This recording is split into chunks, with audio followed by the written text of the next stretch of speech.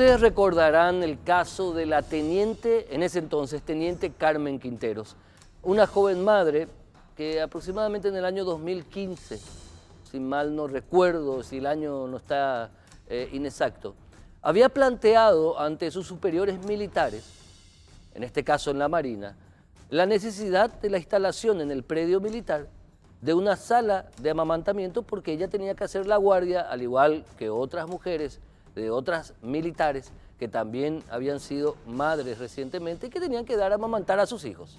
Obviamente, en cumplimiento de los preceptos constitucionales más básicos que hablan de las garantías y protección de nuestros infantes y también en cumplimiento de tratados internacionales y de lo que establece incluso el Código Laboral.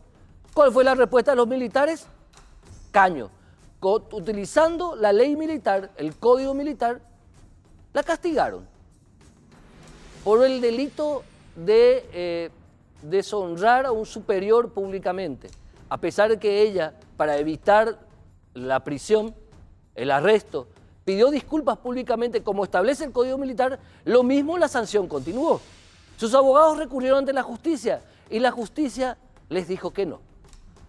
La sala penal, con la firma, penosamente digo, de la doctora Miriam Peña y del doctor Luis María Benítez Riera, de los cuales yo esperaba otro tipo de mensajes, confirmaron la sentencia de arresto de 45 días contra una mujer, contra una militar, contra una oficial de carrera, la primera en su promoción.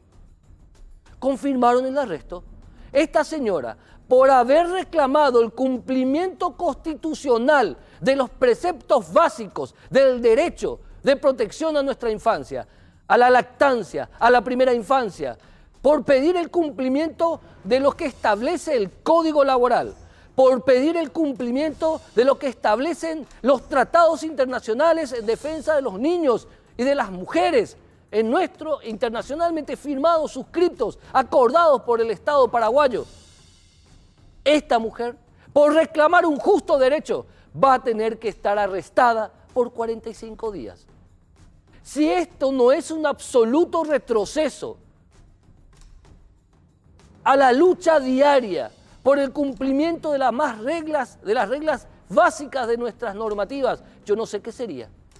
Carmen Quinteros, primera en su profesión, que por exigir, por pedir el cumplimiento de lo que establecen las normas, por querer dar de amamantar a su bebé de 6 meses en ese entonces, hoy va a tener que cumplir 45 días de arresto por resolución de la Sala Penal de la Corte Suprema de Justicia. Me sorprende penosamente lo firmado por la doctora Miriam Peña y por el doctor Luis María Benítez Riera, que por defectos de forma en la presentación confirmaron el arresto de una madre de familia, que simplemente pidió que se respete el derecho de su niño a ser amamantado, porque eso pidió la teniente Carmen Quinteros. Y hoy no solamente va a tener que cumplir, porque la justicia le dio la espalda, la militar, la institución militar también le dio la espalda, el Estado paraguayo le dio la espalda a esta señora, va a tener que cumplir 45 días de arresto. Ese es el mensaje que se da a las madres de familia por parte de la Corte Suprema de Justicia. Yo no espero mucho de la institución militar, y perdonen si hago una generalización injusta, pero que la Sala Penal de la Corte Suprema de Justicia, con la firma de la distinguidísima doctora Miriam Peña, a quien tengo un aprecio particular, y con la firma de Luis María Benítez Riera, le dicen que no a una madre que pidió cumplir con su obligación de madre, pidió que se respeten los derechos de su niño. Con la firma de estos dos ministros de la Corte, esta señora iba a tener que estar arrestada 45 días. Creo que ni siquiera hay nada más que agregar, porque el mensaje es absolutamente injusto. Y les digo más, y con esto termino. Gracias a la lucha de la teniente Carmen Quinteros, hoy en gran parte de las empresas de este país hay salas de amamantamiento, que antes no habían. Desde la lucha de Carmen Quinteros, los empresarios comenzaron a cumplir con esa ley, comenzaron a cumplir con lo que dice el Código Laboral. Y ustedes pueden decir, por último, 45 días nomás de arresto. Carmen Quinteros es la número 1 de su promoción. Con este arresto disciplinario en su legajo, ¿ustedes creen que esta señora va a poder ascender más? El mensaje que deja esto es una verdadera vergüenza. La resolución de la Sala Penal de la Corte Suprema de Justicia, que por defecto de forma le dijo que no a una mujer que simplemente exigía que se cumpla con el derecho que ella tenía de ser madre, de amamantar. Vamos a la pausa.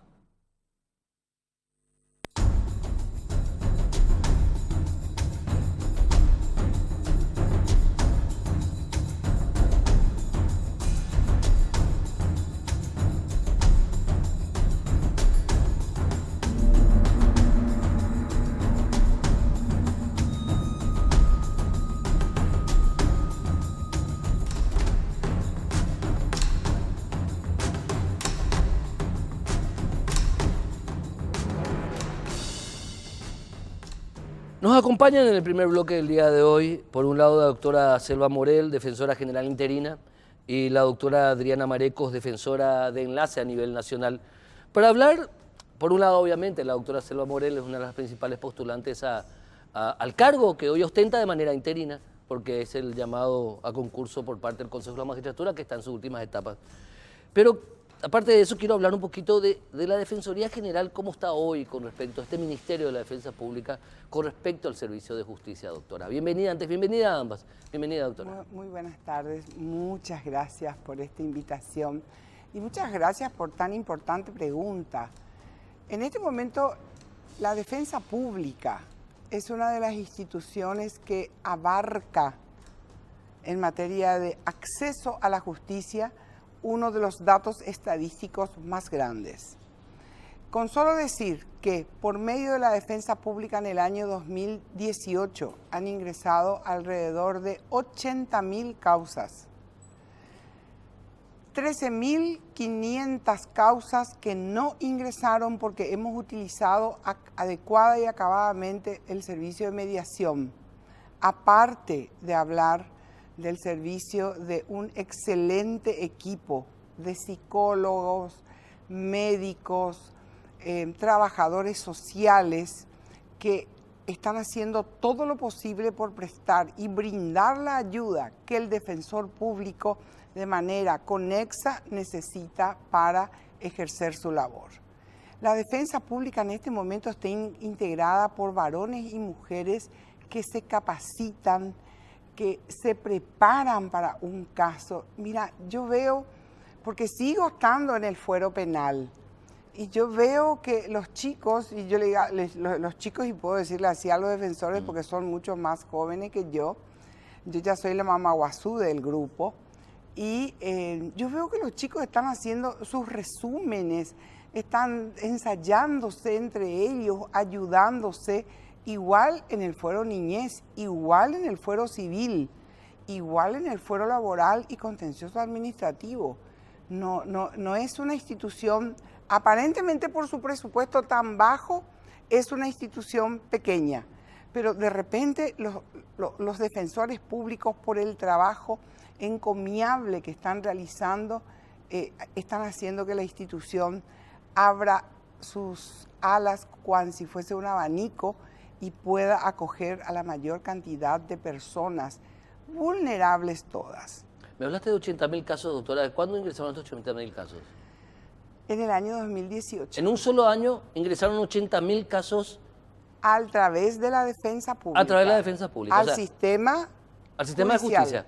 Quiere decir que, ¿cuánto, doctora Adriana Marecos, como defensora de enlace, esto quiere decir que cada defensor público le toca una enorme cantidad de causas? Porque hablamos de 80.000, ¿cuántos defensores públicos hay en total a nivel país? Bueno, ahora justamente estamos con nuevos defensores que se han incorporado, pero cerca de 384 defensores. 80.000 casos acá y 80.000 casos que ingresan en un solo año. Exacto. Estos 300 que se reparten entre 384 defensores. En realidad no es tanto así, porque estos casos, muchos de ellos, en la mayoría, corresponden a la jurisdicción de la niñez y la adolescencia. Entiendo.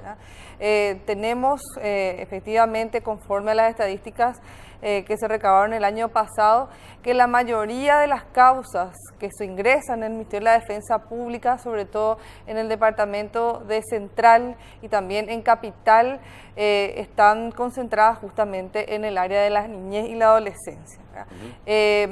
En ese sentido es que queremos ciertamente reconocer que los defensores de la niñez están haciendo un trabajo pormenorizado, siempre con el acompañamiento del equipo multidisciplinario que mencionó la doctora Selva recién. Tenemos psicólogos, tenemos trabajadores sociales que nos coadyuvan en estos casos. Inclusive, como Defensoría de la Niñez, estamos siempre en coordinación con otras instituciones, específicamente con el Ministerio de la Niñez. Integramos mesas de trabajo en donde estamos trabajando coordinadamente. En un caso que tuvimos justamente en enero en la ciudad de Caguazú, se ha podido intervenir efectivamente, incluyendo a niños que estaban en situación de vulnerabilidad en los programas de acción social a través de una causa, una medida cautelar que inició la defensora Carmen Espínola. Creo que fue muy difundido el caso en la semana pasada. Y en ese sentido me parece sumamente fundamental dejar sentada la postura del Ministerio de la Defensa Pública, que ha actuado eficientemente en ese caso, ha logrado precautelar la integridad física y psicológica de la niña, que en este caso era una adolescente que fue madre, y se pudo incorporar a la familia entera en el programa Tecoporá gracias a la instancia de la Defensoría y, por supuesto, también gracias al que el juzgado toma en cuenta las peticiones de la Defensora Pública. Siempre insisto en esto, de que, doctora Morel, de que el Ministerio de la Defensa Pública tiene dos aspectos, y uno que es el que está establecido por la norma, que es el aspecto jurídico, jurisdiccional. Y después está lo otro, el aspecto social, que no está inserto en la normativa, en la estructura jurídica organizativa, pero es un trabajo que está presente todos los días. Cae por su propio peso, porque al atender un tema niñez, vos tenés que involucrar a toda la familia, involucrás a toda tu oficina, involucrás a una psicóloga, a una trabajadora social, al médico. Todos nos ponemos a trabajar. ¿Por qué la doctora Marecos es enlace? Porque ya la defensora adjunta civil y niñez y la defensora general, en este caso interina, no podemos con todas las consultas de la inmensa cantidad de casos que tenemos. Entonces, Adriana hace por una parte, Gloria hace por otra, Selva hace por otra, y tratamos de... Yo te quiero decir que tratamos de contener al defensor que está teniendo miles y miles de causas. Hay una sobrecarga de causas. ¿Cómo hacer para mejorar el sistema? ¿Qué se hace? Sencillo. Para nosotros es sencillo. Un mejor presupuesto, una mayor cantidad de defensores, y con eso nosotros vamos a tener una panacea de cosas que nos van a ayudar a trabajar mejor. Doctora Marecos, a ver, cuando hablamos de cantidad, sé que es complicado saber, ¿deberíamos duplicar la cantidad de defensores públicos? ¿Es escasa la cantidad? Por supuesto que es importante aumentar la cantidad de defensores públicos, porque en el interior, sobre todo, hay colegas que cumplen el rol de defensor multifuero. Entonces, se encargan de litigar en el fuero civil, niñez, laboral, etcétera. Entonces, necesitamos, por supuesto, tener defensorías especializadas que cumplan exclusivamente con el rol de defensoría de la niñez, ¿verdad? También es necesario en estos casos que cada institución cumpla con el rol que le asigna la ley. El Código de la Niñez y la Adolescencia tiene muy clara cuáles son las funciones del defensor público y cuáles son las funciones de las otras entidades que forman parte de la jurisdicción especializada de la niñez y la adolescencia. Estamos hablando, por ejemplo, del rol de las CODENIS, que también se tiene que fortalecer. Hoy en día no existen CODENIS en todas las ciudades del país. Es importante que cada municipio cuente con su CODENI. ¿Es importante la CODENI? Por supuesto que cumple un rol fundamental. fundamental. Porque se dice que está conformada por gente que no está capacitada, que son como políticos, pero lo mismo sirve. Bueno, el Código de la Niñez y la Adolescencia dice muy claramente que la CODENI cumple un rol fundamental. El artículo 34 de este código establece que es la CODENI la que tiene que tomar las medidas de protección y apoyo. Por ese motivo, cada CODENI debería contar con psicólogos, trabajadores sociales. No es así ahora. Y lastimosamente por la falta de recursos de algunos municipios no es así, pero debería de ser así y debería de priorizarse justamente que todas las CODENIs cuenten con su equipo multidisciplinario y que también estén en atención permanente, como lo dice el código. El defensor público de la niñez y la adolescencia tiene su teléfono, justamente en este momento me toca estar de turno, 24 horas estamos nosotros con el teléfono al lado. En la CODENI debería de ser también así, porque el código indica que la atención debe ser permanente. Perfecto. Entonces, en ese sentido se debe seguir trabajando y fortalecer de esa manera el sistema, porque podemos aumentar la cantidad de defensores públicos, pero ¿qué pasa si es que hay otro ente, que en este caso son las CODENIs, que están en una situación de desventaja, ¿verdad? Se debería de otorgar salarios acordes también para las personas que están ocupando funciones en las CODENIs y que esas personas sean las idóneas también. Perfecto. Bueno, doctora Selva Morel, mucho tiempo te tuvimos en tu carácter de defensora general interina, ahora estás postulando por el cargo, por un periodo constitucional. ¿Cuáles son los elementos principales que deben ser tomados en cuenta para un trabajo dirigencial o administrativo eficiente al frente de una institución como esta? Dos partes, dos aspectos. El aspecto jurisdiccional, por el que llegamos acceso a la justicia a las personas en situación de vulnerabilidad. ¿Y quiénes son las personas en situación de vulnerabilidad? El niño, el anciano, el chico que se inició en el consumo de las drogas, aquella madre que ya no puede con sus hijos. Entonces, vamos a la parte jurisdiccional.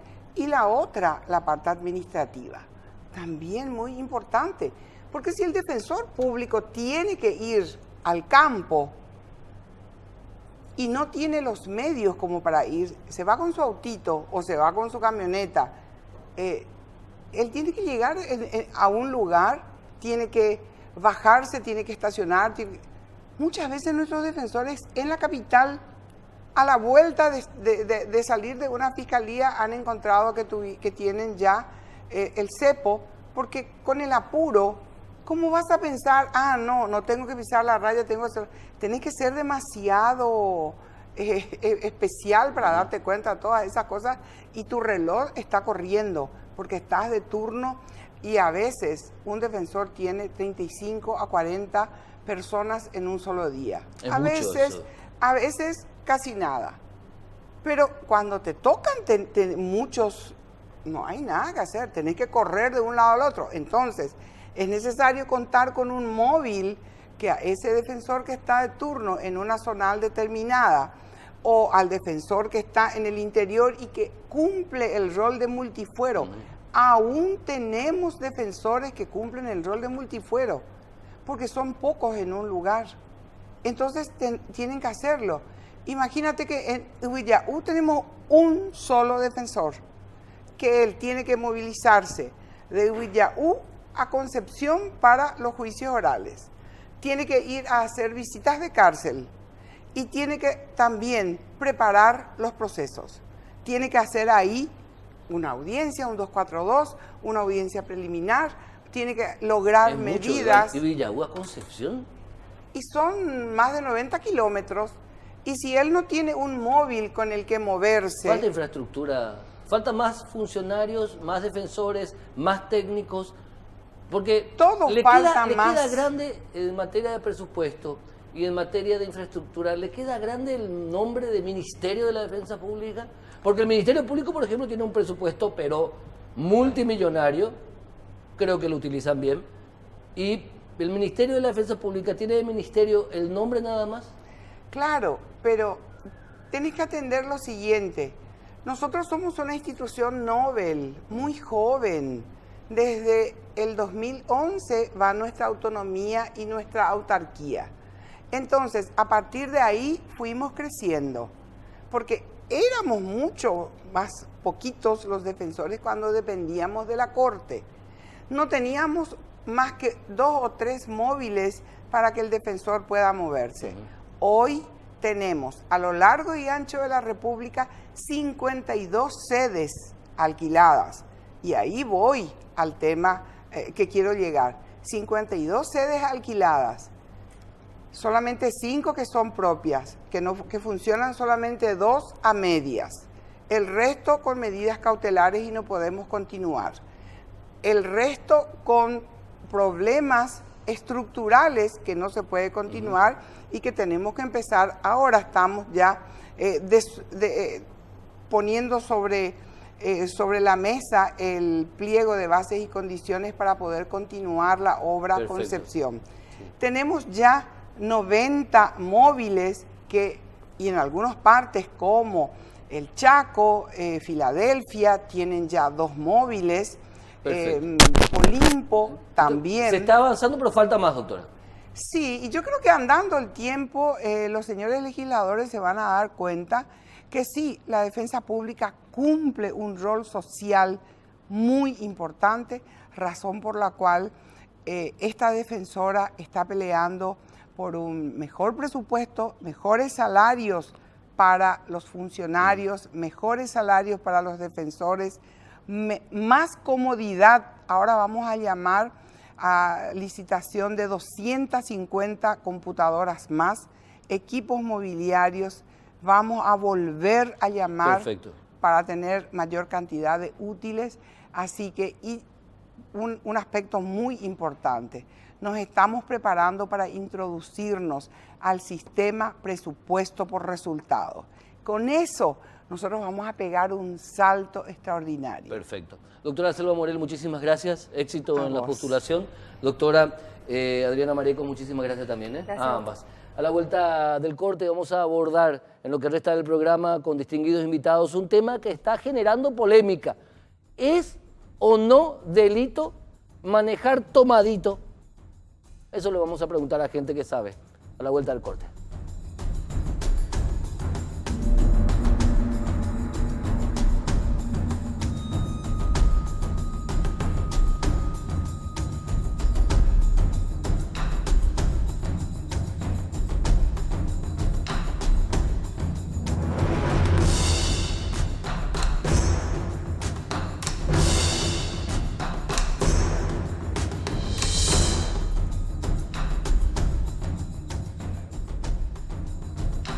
Bueno, no quiero perder tiempo porque los que nos visitan hoy creo que tienen mucho que decir con respecto a lo que resolvió la Corte Suprema de Justicia. La sala penal, la sala penal, justamente la sala penal, otra vez, que resolvió, bueno, así salió en los medios, decir de que, digamos, el tomar y manejar y ser descubierto, lo estoy diciendo de un resumen, después disculpen la grosería intelectual, tomar y manejar se ha convertido ahora en un hecho administrativo y no más en un hecho penal. El resumen. Pero están gente que sabe y tiene su postura al respecto que nos va a decir lo que piensan, lo que creen que realmente está pasando a partir de esta sentencia de la Sala Penal de la Corte Suprema de Justicia. Nos acompañan, por un lado, el abogado Norman Stanley, muchísimas gracias, y el abogado César Núñez. Ambos son abogados que tuvieron casos que tienen que ver justamente con violación a la ley, exposición al peligro en el tránsito terrestre, ingestión de alcohol, casos en donde estuvieron como abogados defensores. También nos acompañan el abogado Ricardo Esquivel de la organización Seguridad en las Rutas, muchísimas gracias, y también el señor director nacional de la patrulla caminera, el abogado Chris Jacob, muchísimas gracias por estar con nosotros. ¿Por dónde empezamos? Quiero comenzar con el doctor César Núñez. Eso no es un delito a partir de lo que resolvió la Sala Penal, el tomar y manejar y ser pillado, obviamente. Bueno, en realidad, en puridad, la Sala Penal lo que hizo es rechazar la casación que interpuso el Ministerio Público. Y el Ministerio Público había recurrido a una sentencia del Tribunal de Apelación que declaró de que al tener un vacío legal, el artículo 217, que fue modificada por la Ley de Tránsito, no Se refería al 217 del Código Penal. Del Código Penal. Sí, señor. El artículo 17 es el que establece el hecho punible de exposición al peligro. Este artículo fue modificado por el artículo 153 de la Ley de Seguridad y Tránsito y decía de que comete delito de exposición aquella persona que maneja en un estado de intoxicación superior al límite de las faltas gravísimas establecidas en la presente ley. Este hecho nos lleva necesariamente al artículo 112 de la misma ley, en donde están por la taxatividad jurídica establecida cuáles son las conductas consideradas faltas gravísimas. Inexplicablemente no existe una graduación dentro de esa clasificación, por lo tanto no se puede superar un límite inexistente. Es decir, la tipicidad objetiva de la conducta de exposición debería de configurarse una vez que se supere el límite máximo para la falta gravísima, límite que no existe. Por lo tanto, no existe hecho punible. Como director de la patrulla caminera, tuviste una postura muy clara y contundente. Ustedes seguirán interviniendo, ustedes seguirán. ¿En base a qué normativa? ¿Ustedes no encuentran vicio de la ley? ¿Cuál es la postura de la patrulla caminera? No, nosotros estamos aplicando la ley de tránsito desde nuestra función administrativa. Claro. El derecho administrativo tiene una característica diferente a la del derecho penal. En ese tema que estaba explicando el doctor y que hace al artículo 113 de nuestra ley, tengo entendido, ¿verdad? Porque yo me hice cargo a fines de 2013 y esa ley salió en el año 2014. Antes de que saliera la ley no pude leerla totalmente, pero ahora creo que hubo un error al introducir falta leve, en el caso de alcohol, ¿verdad? Tenía que haber sido grave y gravísima. Y al establecer falta leve, en el artículo 112 aparece el límite de falta grave. Entonces, administrativamente, al no figurar en el artículo 113 el grado de alcohol en sangre, para nosotros a partir de superarse 0,799, estamos entrando en gravísima, ¿sí? Eso es administrativo. Ahora, si la ley decía en el artículo 112 que es falta grave, y introducía como gravísima lo que hoy está en grave, lógicamente estaría bien redactado, ¿verdad? Yo creo que por ahí viene el error. ¿Hay error, doctor Stanley? En verdad sí hay un error de redacción de la ley, pero yo quiero ir más allá. En primer lugar, yo tengo conocimiento que la policía caminera, como órgano administrativo, aplica efectivamente las multas por las faltas leves y graves, y a partir de 0,80 remite los antecedentes al Ministerio Público, ¿correcto? Además de cobrar las multas. Además de cobrar la multa, porque son, por ende es falso lo que dice que no está penado, porque uno tiene penas. Hay una pena que puede ser en el ámbito administrativo y hay otra pena que puede ser en el ámbito penal, que va a una prisión. Pero generalmente estos hechos, vos sabes bien, Héctor, se aplica la figura del criterio de oportunidad, que al final es otra multa en otra sede. Es decir, claro, hasta los doctrinarios discuten hasta si se tiene que despenalizar inclusive esto, porque al final y al cabo es el pago de una multa. Lo que no es que a partir de ahora de la resolución de la Corte se permite manejar bajo los efectos del alcohol.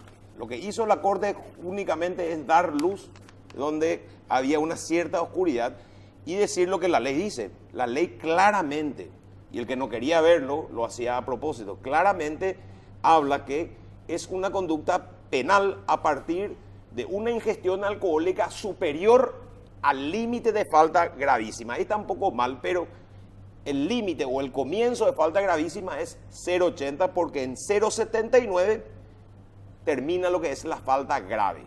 ¿Qué significa? Esa es la frontera. Es decir, pero tiene que estar descrito. Eso es un no análisis, importa. tiene que estar descrito. Pero bueno, atendé esto, Héctor.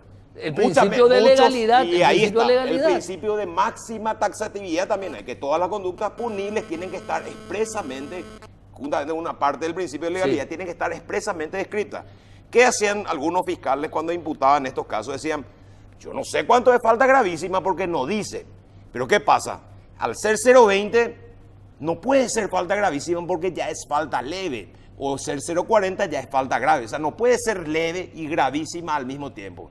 ¿Entendés? Entonces, gravísima, si vos tenés que la ley establece una serie de sanciones y va aumentando la sanción a medida que el nivel de alcohol en la sangre aumenta, la lógica y la interpretación sistemática te dice que gravísima empieza a partir de 0,80 y así lo entiende la policía caminera y también, y lo más grave que contó el doctor, este fiscal que actuaba como una suerte de llanero solitario, planteaba las casaciones bypaseando a la Fiscalía General, porque hay una resolución interna a la Fiscalía General que dice que los recursos de casación e inconstitucionalidad necesariamente deben ser redactados por los relatores y el gabinete fiscal. ¿Qué hacía este fiscal? Él mismo hacía el escrito y, lo más grave, había criterio ya de Fiscalía General que decía que no era hecho punible una graduación menor a 0,80. Por eso es más grave. Yo quiero ir más aún. ¿Me das un segundo? Volvemos después del corte, profundizamos y también a la vuelta del corte les quiero escuchar a don Ricardo Esquivel de una organización como Seguridad en las Rutas que está haciendo y mucho por instalar conciencia en nuestro país. A la vuelta del corte.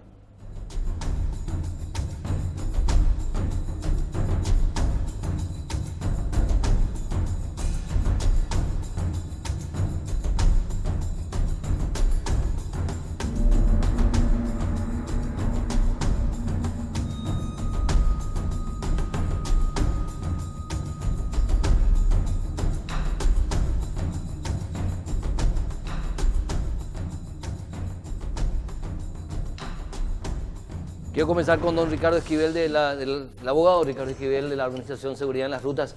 ¿Cómo ustedes toman esto? ¿Cuál es el mensaje que a ustedes les llega?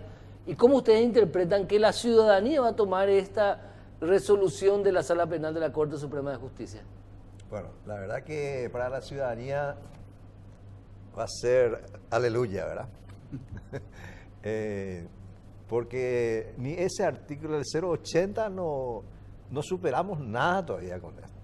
Estamos en las mismas condiciones de antes del 2014, o sea que y después del 2014 con esta ley. Resulta que los días lunes, yo le quiero mostrar, bueno, vos conocés mejor que nadie, ahí cerca del estadio, un feriado largo en la Fiscalía. Sí. San Lorenzo.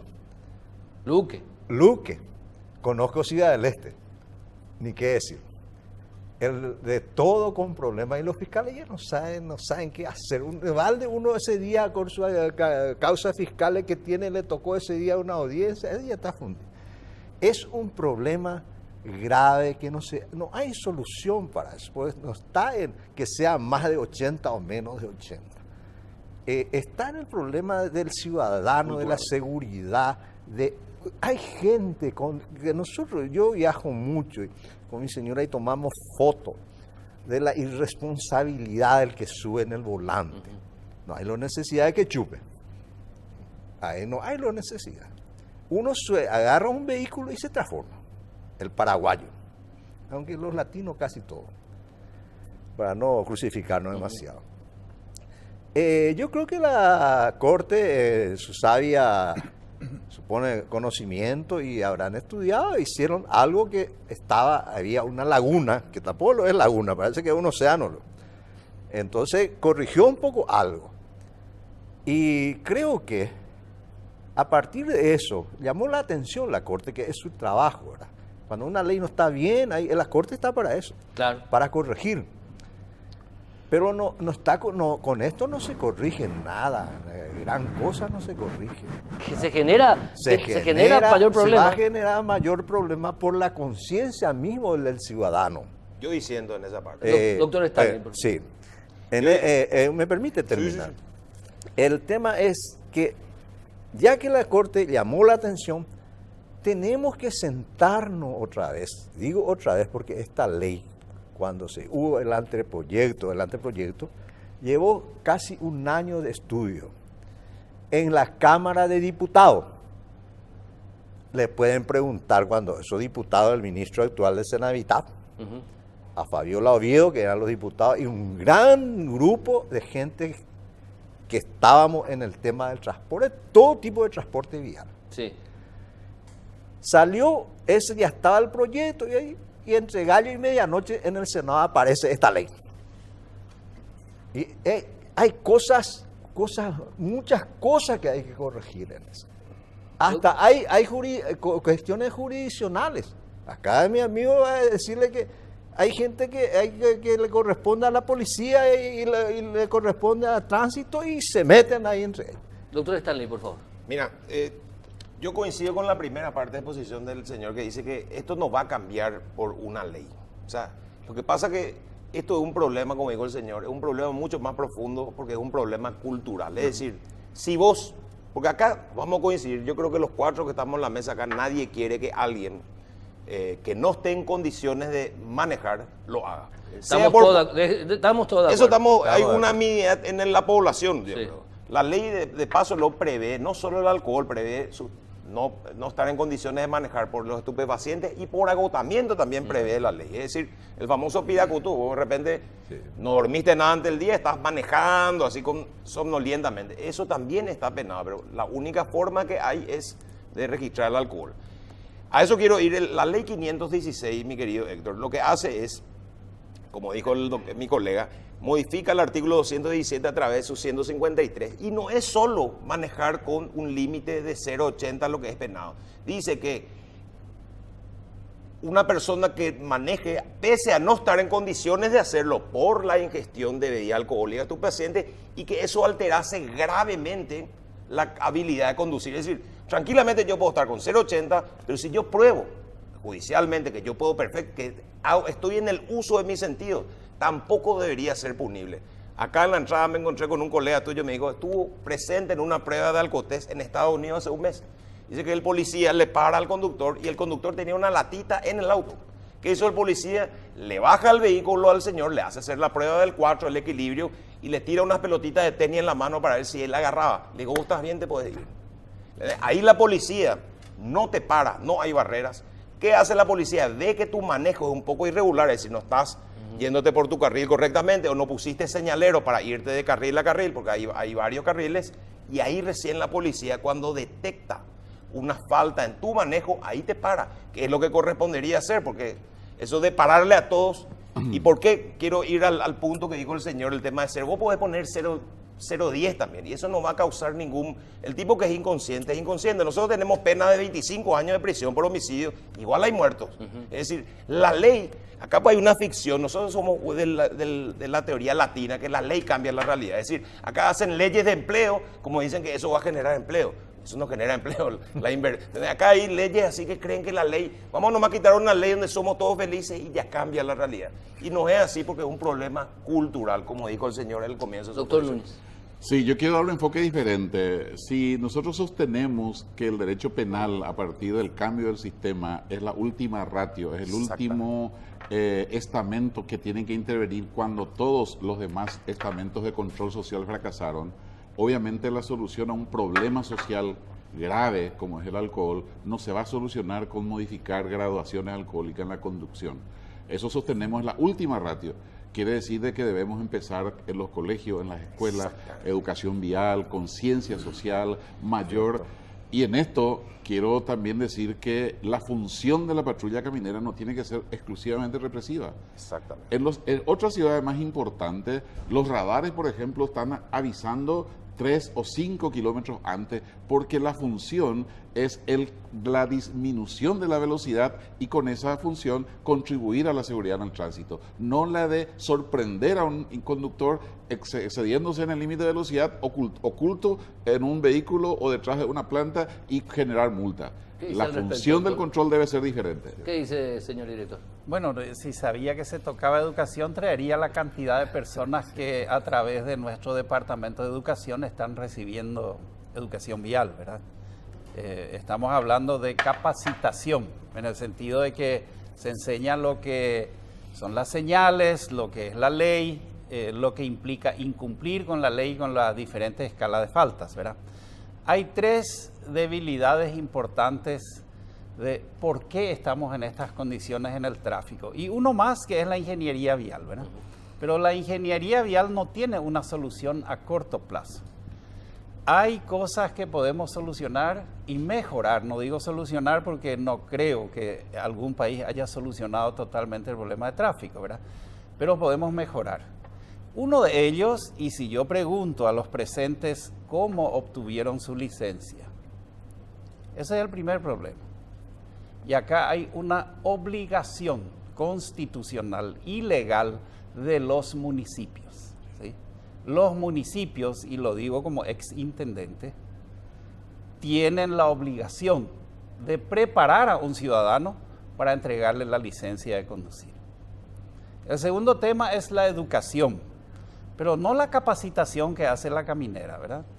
Es el proceso sistémico de ir enseñando a la persona desde la primera escolaridad el problema de la convivencia sobre ruta, ¿sí? En este caso específico, deberían de haber materias de convivencia en general, porque el paraguayo es intolerante, es irrespetuoso, perdón, le estoy englobando a todos, ¿verdad?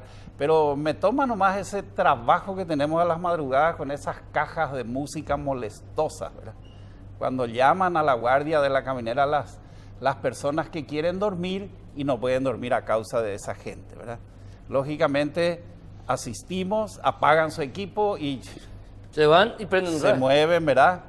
Bueno, en fin, y el tercer elemento es el control.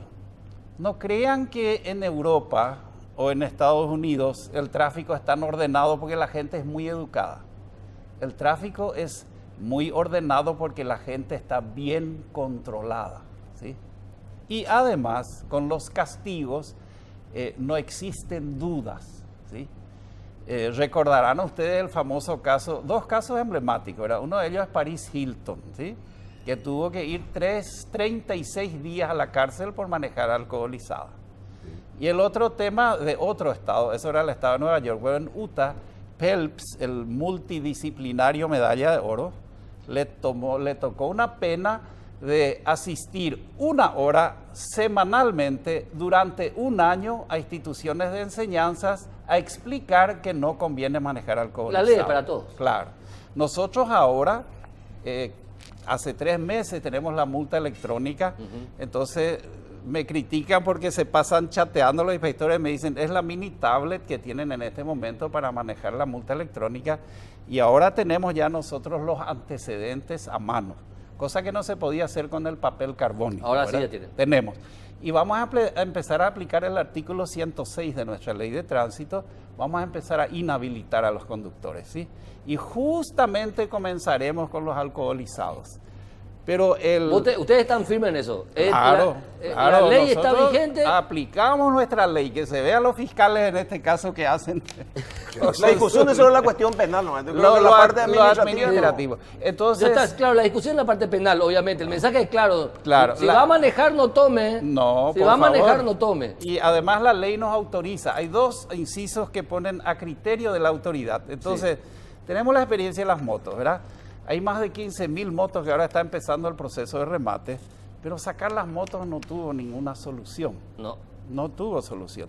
Lo mismo va a suceder con llenarnos de licencias en el cajón. Entonces, la primera vez que reincide un alcoholizado, 2 meses después, obligatoriamente se va a tener que presentar un domingo a un curso de 7 a 11 de la mañana, ¿sí? Ahí se le va a explicar la inconveniencia de manejar alcoholizado. Perfecto. Él retira su certificado y el lunes va al juzgado de faltas y recupera su licencia. La segunda reincidencia irá 4 domingos, ¿sí? 4. Si en un domingo no fue suficiente para que entienda el grave efecto social que para ir cerrando, produce sí. el alcohol, ¿verdad? Sí. Al volante, con 4 domingos a lo mejor ya entiende, pero aún así, la tercera ya definitivamente se le va a sacar la licencia y va a tener que hacer todo un proceso, inclusive presentar un test psicotécnico, porque si 4 veces fue multado por una misma falta, algo no funciona. No funciona. ¿verdad? Muchísimas Bueno, gracias. Eso es lo que está viniendo. Eso es lo que está viniendo. Sí, señor. Es claro y contundente. Como Así director es. de la patrulla caminera, acá la ley se aplica. Se aplica nuestra ley. Sí. Gracias, director. Finalmente, brevemente, don Ricardo Esquivel, desde la organización social, desde de la organización civil, el mensaje cuál debe ser para la gente que está viendo el programa. Bueno, acá el colega tocó la parte de la educación, que esta organización, SER, desde el año 2000 está en eso. Y hemos encontrado que la única solución es eso, inclusive a los niveles. Hace 2 o 3 años que hemos pensado no solo darle charla a lo que toman, lo que van a hacer, sino comenzar en las escuelas, en la primaria.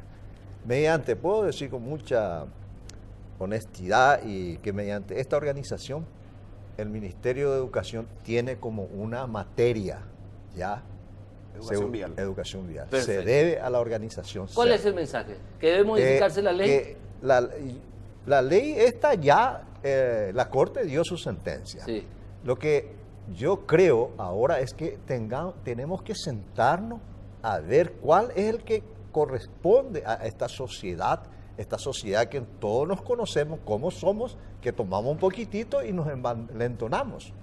Entonces, esa es tenemos que sentarnos la sociedad civil y las instituciones y hacer una ley bien. Y la ley debe ser justa y debe ser dura también. Perfecto. Muchísimas gracias, don Ricardo Esquivel, de la organización SER. Tengo un minuto y medio máximo. Doctor Norman Stanley, finalmente, Sí, ¿qué quiero hacer hacer- con todo esto? No, la ley yo creo que lo único que hay que cambiar es la cuestión que se establece el tema del superior al máximo, porque no puede haber superior a algo que no está establecido. En segundo lugar, quiero hacer mía la palabra del señor y de mi colega acá con la cuestión de, acá el problema, y esto va a sonar feo, estas generaciones que ya están manejando, de los viejos hasta los jóvenes, esto ya es una generación, son Perdida. generaciones perdidas. Sí. Tenemos que apostar a los pequeños, ¿verdad? Y la educación vial tiene que ser hincapié, porque el paraguayo, todos sabemos, no solo Ya. nuestras rutas son una pesadilla, sino nuestros compatriotas conductores que te aceleran cuando le vas a adelantar, que se van muy despacio, que se van muy rápido, que se van por el carril izquierdo de manera lenta o se van pegados. O sea, Perfecto. manejamos un desastre, hay que aceptar eso y también una cuestión, como dijo el colega, también no solo un Ya, no me reflejo de nuestra queda más. población Perfecto, son los doctor agentes de la caminera y hay que educarle también a la hora de cómo tratarle y ese tema de que se esconden entre tipo Rambo para multarte, eso también hay que cambiar. Dale, doctor Stanley, muchísimas gracias. Finalmente, 30 segundos tengo, doctor Núñez. El derecho penal no es la solución a los problemas sociales, es el último ratio. Hay que modificar la ley. Estoy a favor, inclusive, de que los accidentes de tránsito con componente de alcohol deben ser castigados como un crimen. Perfecto. A los 4, muchísimas gracias. Muchísimas gracias. Nos vemos el próximo domingo. Buenas noches.